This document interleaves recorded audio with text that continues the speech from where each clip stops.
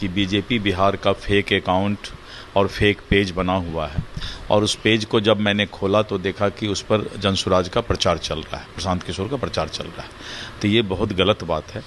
किसी भी राष्ट्रीय दल का, पार्टी का फेक अकाउंट खोलना और फिर उस अकाउंट को जो है गलत उपयोग करना, हमने साइबर सेल में केस की इसको शिकायत लिखा है और हमने कहा है कि तुरंत इस फेक अकाउंट को बंद किया जाए।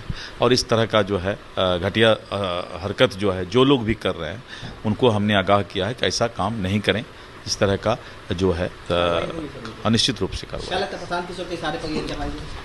उनका प्रचार चल रहा है तो अब किसका इशारा है ये उनको सोचना है, लेकिन बीजेपी बिहार का फेक अकाउंट बना करके अपना प्रचार करवाना ये तो गलत बात है। प्रधानमंत्री नरेंद्र मोदी 20 तारीख को आ रहे हैं। 20 जून को जसौली में सिवान के धरती पर प्रधानमंत्री नरेंद्र मोदी जी आ रहे हैं और लाखों जनता सारण, सिवान, गोपालगंज का पलके बिछाकर उनका इंतजार कर रहे हैं।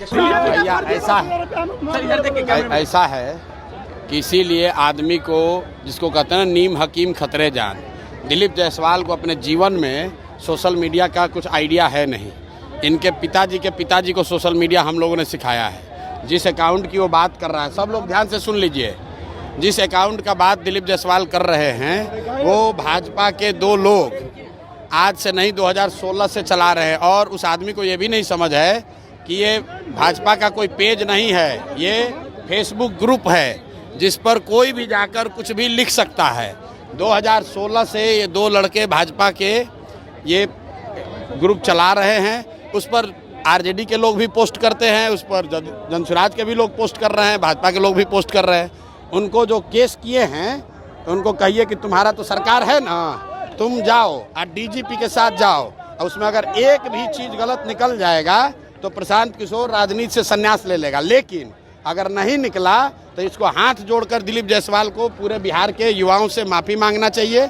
इस आदमी को कोई समझ नहीं है। इस आदमी को एक ही चीज़ का समझ है कि कॉलेज कैसे कब्जा किया जाता है। दिलीप जायसवाल का हिस्ट्री आपको बता देते हैं। दिलीप जायसवाल का हिस्ट्री ज़रा सुन लीजिए।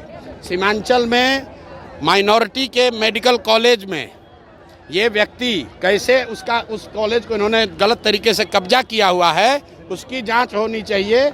और बेचारे जो सरदार जी उसके मालिक थे, जिन्होंने उस कॉलेज की स्थापना की, उनकी हत्या हुई, कैसे हत्या हुई, इसकी जांच होनी चाहिए। ये हमको डराने की कोशिश कर रहे हैं। भाई तुम दिल्ली, यहाँ पटना से लेकर दिल्ली तक जितना साइबर एक्सपर्ट है उसको ले आओ और ला कर दिखाओ। अगर प्रशांत किशोर ने, जनसुराज ने गलती की हुई है तो हम लोग मान लेंगे। ये इसको कुछ आइडिया है नहीं, किसी ने बता दिया कि अरे भैया ये भाजपा के ग्रुप में जनसुराज का मैसेज है। तुम भाजपा के ग्रुप में जनसुराज का आदमी नहीं लिखेगा।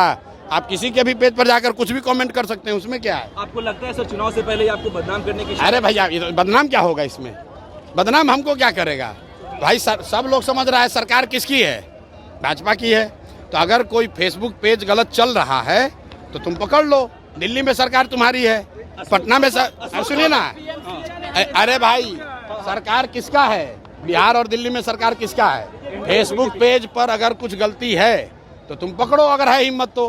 पत्रकार वार्ता काहे कर रहे हो? और साथ में ये भी कह रहे हैं कि जिस कॉलेज को कब्जा करके बैठे हुए हो उसका भी जांच करा लो, अपनी ही सरकार से करा लो कि उस कॉलेज का मालिक कैसे बने हो। अशोक चौधरी ने कहा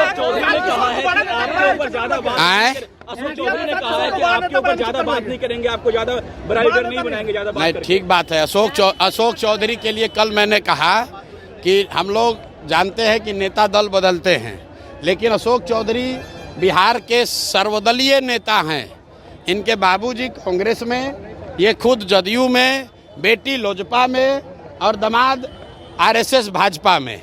तो भाई एक ही चीज़ बचा हुआ है, आरजेडी। अब घर में 1-2 और कोई भांजा भगीना होगा, उसको भतीजा को उसको आरजेडी में भी डाल दे। तो ये बिहार की जनता देख रही है कि ये एकमात्र परिवार है जो कि चारों पांचों दल में है। कोई भी किसी दल को वोट दीजिएगा, अशोक चौधरी जी को उसमें लाभ ही लाभ है। एक सवाल, मोदी आ रहे हैं तो अरे मोदी जी आ रहे हैं तो आप लोग देखिए कि सब जिला से